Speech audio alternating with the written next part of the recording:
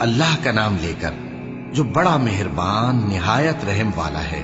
کاف ہا یا عین صاد، یہ تمہارے پروردگار کی مہربانی کا بیان ہے جو اس نے اپنے بندے زکریا پر کی تھی، جب انہوں نے اپنے پروردگار کو دبی آواز سے پکارا اور کہا کہ اے میرے پروردگار، میری ہڈیاں بڑھاپے کے سبب کمزور ہو گئی ہیں اور سر سفید بالوں کی وجہ سے چمکنے لگا ہے، اور اے میرے پروردگار، میں تجھ سے مانگ کر کبھی محروم نہیں رہا، اور میں اپنے بعد اپنے بھائی بندوں سے ڈرتا ہوں، اور میری بیوی بانجھ ہے، پھر بھی مجھے اپنے پاس سے ایک وارث عطا فرما جو میری اور اولاد یعقوب کی میراث کا مالک ہو، اور اے میرے پروردگار، اس کو خوش اخلاق بنائیو۔ فرمایا اے زکریا، ہم تم کو ایک لڑکے کی بشارت دیتے ہیں جس کا نام یحییٰ ہوگا، اس سے پہلے ہم نے اس نام کا کوئی شخص پیدا نہیں کیا۔ انہوں نے کہا کہ پروردگار، میرے ہاں کس طرح لڑکا ہوگا جبکہ میری بیوی بانجھ ہے اور میں بڑھاپے کی اس حالت کو پہنچ گیا کہ سوکھ گیا ہوں۔ حکم ہوا کہ اسی طرح ہوگا، تمہارے پروردگار نے فرمایا ہے کہ مجھے یہ آسان ہے، اور میں پہلے تم کو بھی تو پیدا کر چکا ہوں اور تم کچھ چیز نہ تھے۔ کہا کہ پروردگار، میرے لیے کوئی نشانی مقرر فرما۔ فرمایا نشانی یہ ہے کہ تم صحیح و سالم ہوتے ہوئے 3 رات دن لوگوں سے بات نہ کر سکو گے۔ پھر وہ عبادت کے حجرے سے نکل کر اپنی قوم کے پاس آئے تو ان سے اشارے سے کہا کہ صبح و شام تسبیح کرتے رہو۔ فرمایا اے یحییٰ، ہماری کتاب کو مضبوطی سے تھامے رہو، اور ہم نے ان کو لڑکپن ہی میں دانائی عطا فرمائی تھی اور اپنے پاس سے شفقت اور پاکیزگی دی تھی، اور وہ پرہیزگار تھے اور وہ اپنے ماں باپ کے ساتھ نیکی کرنے والے تھے اور سرکش اور نافرمان نہیں تھے۔ اور جس دن وہ پیدا ہوئے اور جس دن وفات پائیں گے اور جس دن زندہ کر کے اٹھائے جائیں گے ان پر سلام ہے۔ اور کتاب یعنی قرآن میں مریم کا بھی تذکرہ کرو، جب وہ اپنے لوگوں سے الگ ہو کر مکان کے مشرقی حصے میں چلی گئیں، پھر انہوں نے ان کی طرف سے پردہ کر لیا تو ہم نے ان کی طرف اپنا فرشتہ بھیجا، سو وہ ان کے سامنے ایک خوبصورت مرد کی صورت میں آیا۔ مریم بولی کہ اگر تم پرہیزگار ہو تو میں تم سے بچنے کے لیے رحمان کی پناہ لیتی ہوں۔ فرشتے نے کہا کہ میں تو تمہارے پروردگار کا بھیجا ہوا یعنی فرشتہ ہوں، اور اس لیے آیا ہوں کہ تمہیں پاکیزہ لڑکا بخشوں۔ مریم نے کہا کہ میرے ہاں لڑکا کیوں کر ہوگا جبکہ مجھے کسی مرد نے بطور شوہر چھوا تک نہیں اور میں بدکار بھی نہیں ہوں۔ فرشتے نے کہا کہ یوں ہی ہوگا، تمہارے پروردگار نے فرمایا کہ یہ مجھے آسان ہے اور میں اسے اسی طریق پر پیدا کروں گا تاکہ اس کو ہم لوگوں کے لیے اپنی طرف سے نشانی اور ذریعہ رحمت بنائیں، اور یہ کام مقرر ہو چکا ہے۔ چنانچہ وہ اس بچے کے ساتھ حاملہ ہو گئیں اور اسے لے کر ایک دور جگہ چلی گئیں۔ پھر درد ذہ ان کو کھجور کے تنے کی طرف لے آیا، کہنے لگی کہ کاش میں اس سے پہلے مر چکتی اور بھولی بسری ہو گئی ہوتی۔ تب ان کے ٹیلے کے نیچے کی جانب سے فرشتے نے ان کو آواز دی کہ غمناک نہ ہو، تمہارے پروردگار نے تمہارے نیچے ایک چشمہ پیدا کر دیا ہے، اور کھجور کے تنے کو پکڑ کر اپنی طرف ہلاؤ، وہ تم پر تازہ عمدہ کھجوریں گرائے گا، تو کھاؤ اور پیو اور آنکھیں ٹھنڈی کرو۔ اگر تم کسی آدمی کو دیکھو تو کہنا کہ میں نے اللہ کے لیے روزے کی منت مانی، تو آج میں کسی آدمی سے ہرگز کلام نہیں کروں گی۔ پھر وہ اس بچے کو اٹھا کر اپنی برادری والوں کے پاس لے آئیں۔ وہ کہنے لگے کہ مریم، یہ تو نے برا کام کیا۔ اے ہارون کی بہن، نہ تو تیرا باپ ہی برا آدمی تھا اور نہ تیری ماں ہی بدکار تھی۔ تو مریم نے اس بچے کی طرف اشارہ کیا۔ وہ بولے کہ ہم اس سے کہ گود کا بچہ ہے کیسے بات کریں؟ بچے نے کہا کہ میں اللہ کا بندہ ہوں، اس نے مجھے کتاب دی ہے اور نبی بنایا ہے، اور میں جہاں ہوں اور جس حال میں ہوں اس نے مجھے صاحب برکت بنایا ہے، اور جب تک زندہ ہوں مجھ کو نماز اور زکوٰۃ کا ارشاد فرمایا ہے، اور مجھے اپنی ماں کے ساتھ نیک سلوک کرنے والا بنایا ہے اور سرکش و بدبخت نہیں بنایا، اور جس دن میں پیدا ہوا اور جس دن مروں گا اور جس دن زندہ کر کے اٹھایا جاؤں گا مجھ پر سلام ہے۔ یہ مریم کے بیٹے عیسیٰ ہیں، اور یہ سچی بات ہے جس میں لوگ شک کرتے ہیں۔ اللہ کو شایع نہیں کہ کسی کو بیٹا بنائے، وہ پاک ہے، جب کسی چیز کا ارادہ کرتا ہے تو اس کو یہی کہتا ہے کہ ہو جا تو وہ ہو جاتی ہے، اور بے شک اللہ ہی میرا اور تمہارا پروردگار ہے، تو اسی کی عبادت کرو، یہی سیدھا رستہ ہے۔ پھر اہل کتاب کے فرقوں نے باہم اختلاف کیا، سو جو لوگ کافر ہوئے ہیں ان کو بڑے دن یعنی قیامت کے روز حاضر ہونے سے خرابی ہے۔ وہ جس دن ہمارے سامنے آئیں گے کیسے سننے والے اور کیسے دیکھنے والے ہوں گے، مگر ظالم آج کھلی گمراہی میں ہیں، اور ان کو حسرت و افسوس کے دن سے ڈرا دو جب بات فیصل کر دی جائے گی اور وہ غفلت میں پڑے ہوئے ہیں اور ایمان نہیں لاتے۔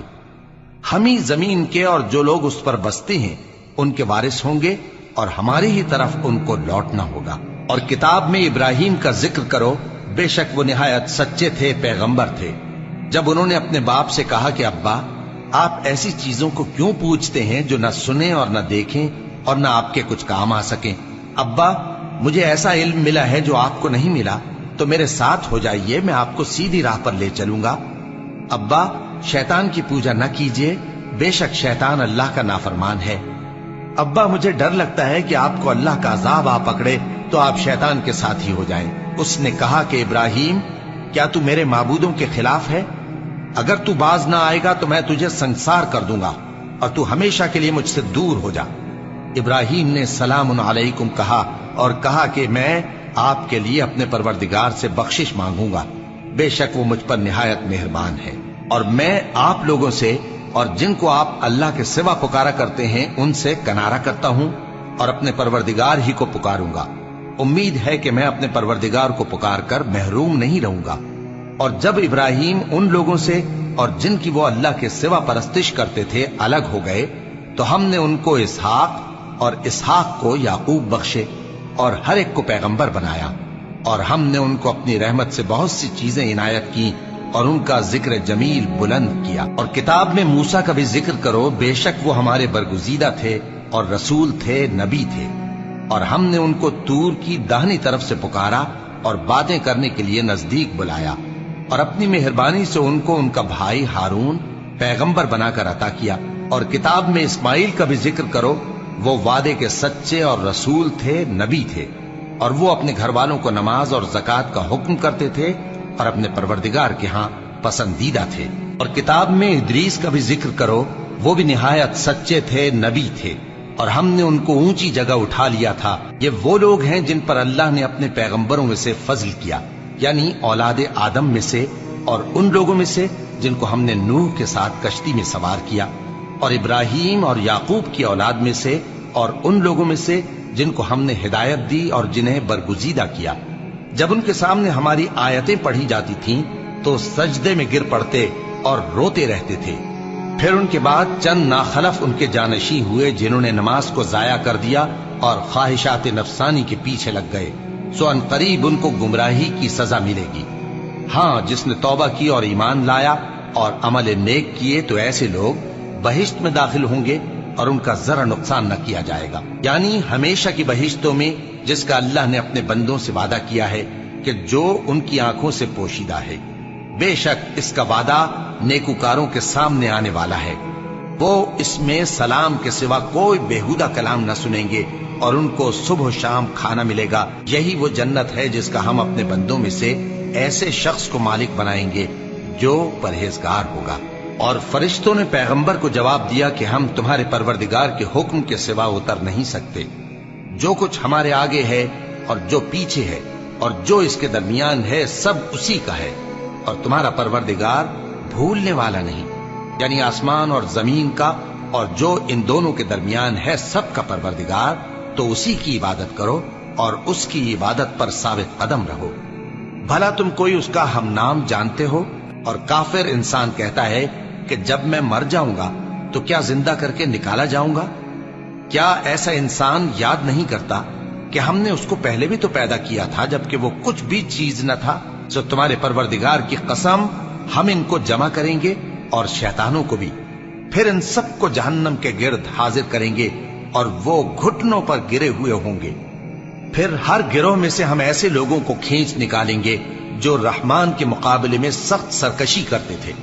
پھر ہم ان لوگوں سے خوب واقف ہیں جو اس میں داخل ہونے کے زیادہ لائق ہیں، اور تم میں سے کوئی شخص نہیں مگر اسے اس پر گزرنا ہوگا، یہ تمہارے پروردگار پر لازم ہے، مقرر ہے۔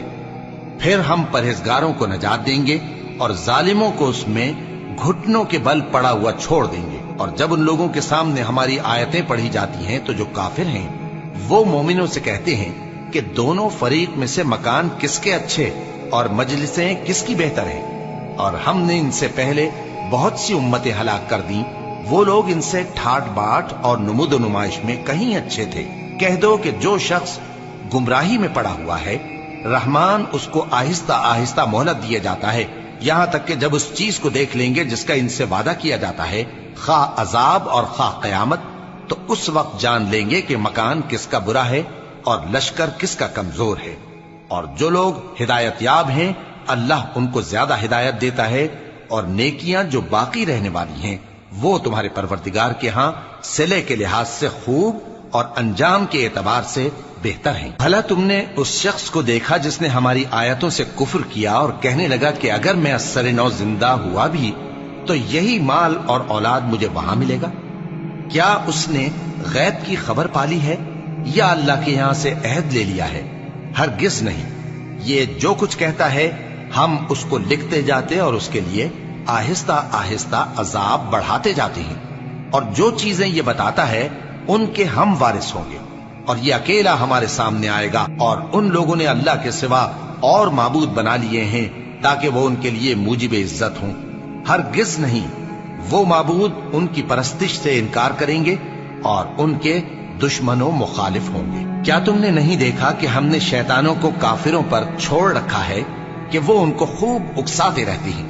تو تم ان پر عذاب کے لیے جلدی نہ کرو کہ ہم تو ان کے لیے دن شمار کر رہے ہیں۔ جس روز ہم پرہیزگاروں کو رحمان کے سامنے بطور مہمان جمع کریں گے اور گناہگاروں کو دوزخ کی طرف پیاسے ہانک لے جائیں گے، تو لوگ کسی کی سفارش کا اختیار نہ رکھیں گے مگر جس نے رحمان سے اقرار لے لیا ہو، اور کہتے ہیں کہ رحمان بیٹا رکھتا ہے۔